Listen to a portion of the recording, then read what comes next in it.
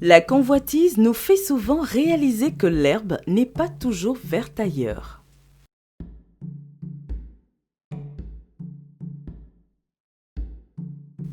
Parce qu'on ne la nourrissait pas assez, une poule de basse-cour décida de voler de ses propres ailes. Elle quitta alors le village des hommes et partit à l'aventure afin de se construire un avenir meilleur. Un avenir où elle aurait à manger à volonté des graines aussi grosses que juteuses ou des vers de terre aussi gros que juteux. Un avenir où elle déciderait elle-même de tout. La poule de basse-cour voulait être libre et indépendante. Mais elle se rendit vite compte que la forêt n'était que source d'ennui. Là-bas, c'était la loi du plus fort. À peine avait-elle repéré un délicieux ver de terre gras qu'elle vit l'ombre d'un épervier foncer droit vers elle pour lui voler sa trouvaille. Déçue et affamée, la poule poursuivit son chemin. Un peu plus tard, elle vit les graines d'un arbre sauvage. Elle se précipita sous l'arbre et hop, en une fraction de seconde, le singe, tel un éclair, ramassa toutes les graines qui gisaient au sol. Et hop, en une fraction de seconde, il disparut dans le feuillage de l'arbre. La poule de basse-cour, elle, n'était pas forte, elle le savait. Elle ne pouvait donc faire sa loi. La forêt n'était pas une si bonne idée finalement.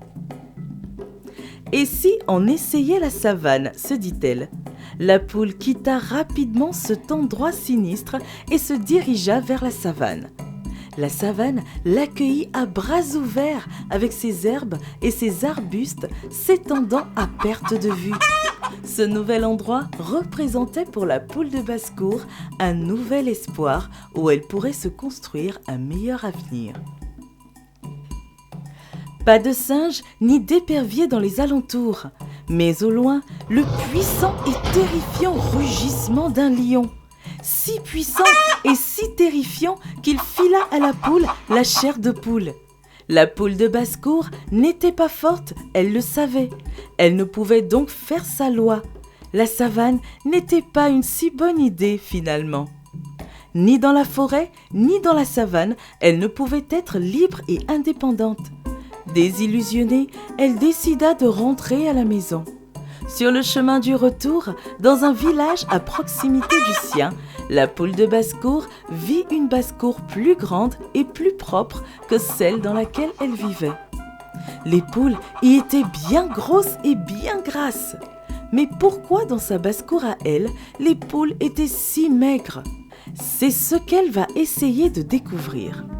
Elle se mit alors à observer. Les poules de cette basse-cour-là avaient droit à 3 repas. Le petit déjeuner fait de grains bien gras de riz. Le déjeuner fait de grains bien gros de maïs. Et le dîner fait de grains bien juteux de mil. Dans cette basse-cour, le repas était régulier et varié. Voilà pourquoi les poules de cette basse-cour étaient aussi grasses. Mais à peine que la poule de basse-cour eut fini de cogiter, qu'un homme muni d'un grand couteau surgit dans la basse-cour et se saisit de la poule la plus grasse pour en faire son repas du soir. Horrifiée, la poule de basse-cour s'enfuit à toute vitesse pour regagner sa basse-cour où les poules sont maigres et où elles ne recevaient pas 3 repas par jour dans le but de les engraisser et ensuite leur tordre le cou. Mais au fond d'elle, elle comprit que c'était ça son avenir. Grasse ou maigre, on finirait un jour par lui tordre le cou.